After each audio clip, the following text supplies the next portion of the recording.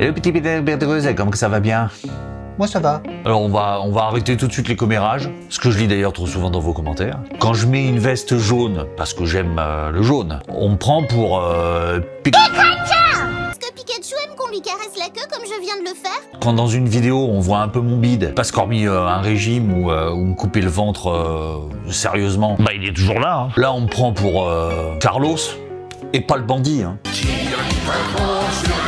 Au demeurant, je mets beaucoup Carlos. Et quand j'ai un peu de chance, on me dit que je ressemble au frère de Alban Ivanov. Mais si c'était mon frère, tu crois franchement qu'il m'aurait laissé là à gagner 3 francs 6 sous pour faire des vidéos? Par contre, quand Keanu Reeves se laisse pousser les cheveux pour son film, là, John Wick, alors là, tout le monde dit... Oh là là, qu'est-ce qu'il est beau. Ah, je craque trop pour lui. Ah, c'est un sex symbole. Nanana. Mais quand c'est moi, là, hein, quand c'est moi qui me fait pousser les cheveux, bah tout de suite on me dit que je ressemble à un vieux clochard. Bon bref, on arrête ce genre de message, hein, en commentaire, soyez gentils. Alban Ivanov n'est pas mon frère, je ne suis pas Carlos, et encore moins Pikachu. Alors, cette vidéo, je veux refaire les grilles de sécurité de ma maison. Grilles anti-effraction. Ça te fait rire d'ailleurs parce que n'importe quel gitan te dira, tu fous une corde là-dessus, tu serres et pam, ça pète. Mais bon, pas là pour donner des astuces pour cambrioler. Hein. Alors à première vue, c'est vraiment pas compliqué. Et à la deuxième vue, c'est toujours pas compliqué. Mais ceci dit, j'ai quelques recommandations, quelques astuces et quelques techniques à vous partager, donc autant le faire. Alors la première astuce, enfin le premier conseil, devrais-je dire, c'est chercher à savoir en quel alliage est faite ma grille,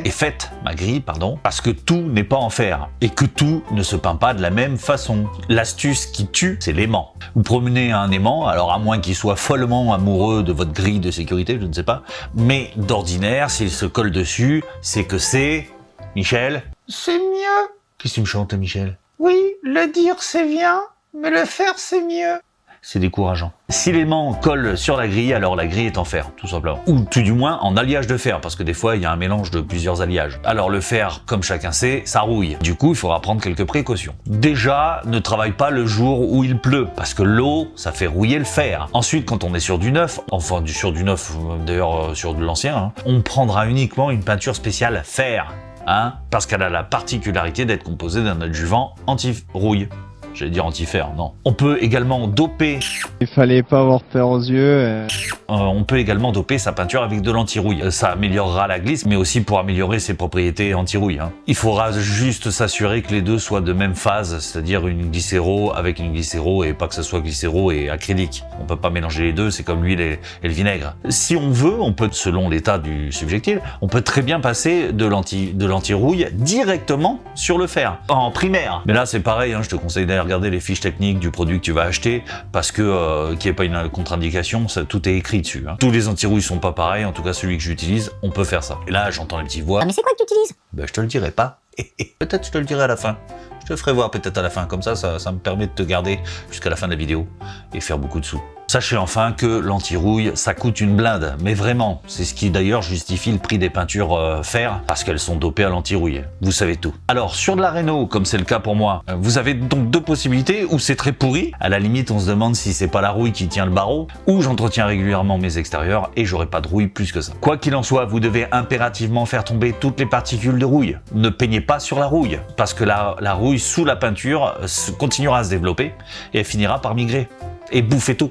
J'ai fait il y a quelques années de ça une petite vidéo, je te mets le lien, sur une clôture de maison avec des barreaux très rouillés. Alors il y a eu pire, hein, mais tu te doutes bien qu'en tant qu'artisan peintre, j'ai vu pire. Vous n'êtes pas le seul à avoir le monopole du pire.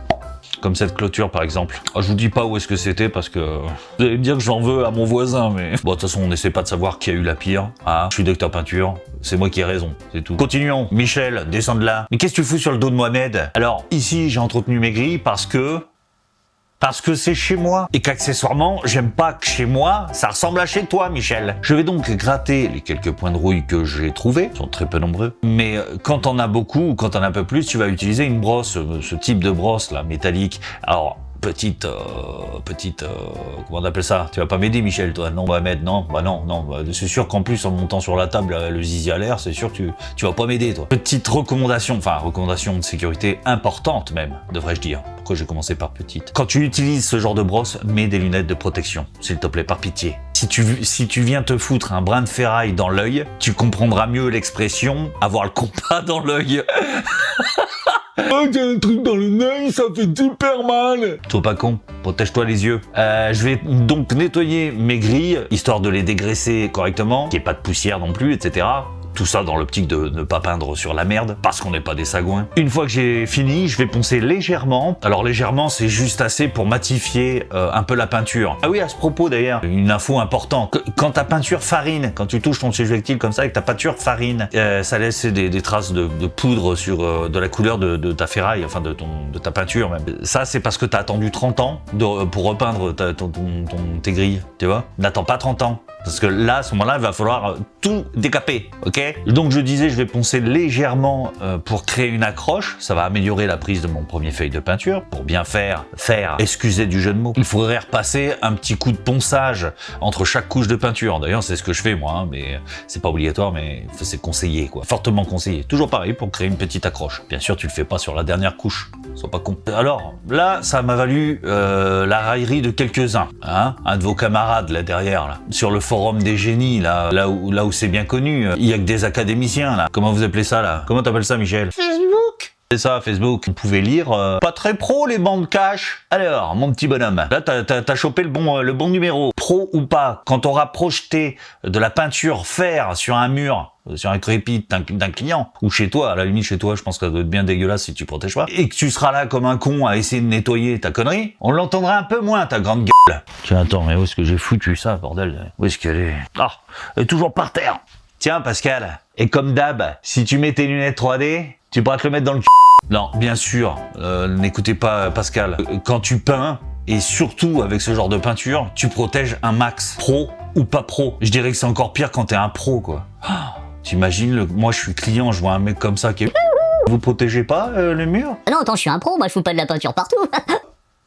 Donc j'ai protégé les appuis de fenêtre, le tour des barreaux sur le crépi, pour être certain de pas faire couler de la peinture, parce que Mohamed... T'es pas un porc. Merci Mohamed. Une fois toutes ces étapes préparatoires réalisées, je suis enfin prêt à peindre. Alors moi je commence toujours par l'intérieur, je vais dire le contraire, mais je commence toujours par l'intérieur. Puis ensuite je ferai le tour et j'irai faire de l'autre côté, à l'extérieur. Pourquoi? Parce que s'il y a des coulures et que mon dernier passage est à l'extérieur, au moins je pourrai les enlever. Ça n'empêche pas qu'il faudra refaire le tour avant le séchage, mais ça on verra ça après. Je commence donc par l'intérieur et je pars du haut vers le bas. Je le fais aussi de façon organisée. Ici j'ai pas beaucoup de barreaux, mais certains ont des grilles, on dirait des fenêtres de prison. Il y a des barreaux partout, donc du coup t'es vite perdu et tu loupes un barreau. Alors quand c'est la première couche sur la merde, ça se voit bien, mais c'est plus la même chose quand c'est la seconde couche. Donc apprends à peindre de façon organisée. Vous saurez au moins où vous en êtes. Et accessoirement, vous me direz... Merci. C'est pas à toi Michel que je parlais. Oui, il y a Mohamed. Et pour une fois qu'il me fait l'honneur de sa présence, on va pas le louper. Dès que j'arrive au croisement des barreaux, je tapote.